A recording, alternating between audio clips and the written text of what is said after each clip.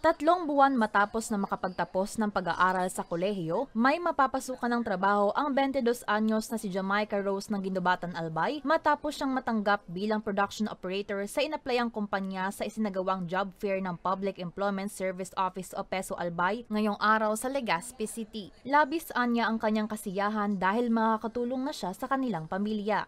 So, nakaya po ako ngayon. Sobrang sarap po sa pakiramdam sapagkat pinaghandaan ko naman po talaga yung lalong-lalo na kung ano yung mga dapat kong isagot at sabihin doon sa company po. Tapos na din po yung let exam namin, kaya nag-decide na din po ako na mag-apply ng work nang sa gayon makatulong na din sa mga gastusin, lalong-lalo na po sa bahay. Kaya nakita ko yung job fair na to, kaya ni-grab ko na po yung opportunity.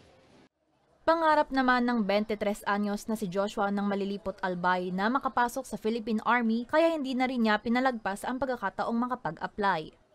Naisipan ko na for preparation na rin po sa pakagraduate, mag-apply screening lang ako sa Army ngayon para makapag-exam ng APSAT. And kung may pasais, para naman sa future naman na pag-apply po.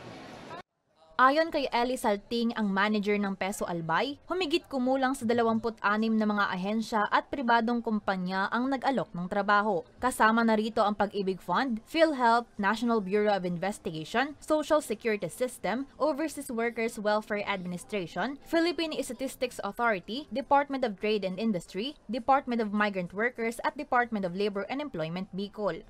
Ayunin po natin na talagang magkaroon ng employment yung ating mga newly graduates, yung mga underemployed. Sa ngayong pagkakataon nito, mag-grab nila yung opportunities na baka ito na yung time na ma-hire sila sa tamang mga vacancies para sa kanila. Naging katuwang naman ng PESO Albay sa aktibidad ang Technical Education and Skills Development Authority o TESDA Bicol. We usually have this World Cafe of Opportunities to really bridge to connect our graduate to possible employment. Simple lang po talaga naman ang ano nito, ang objective to ensure that our mga graduates are attuned to the need of the local industry.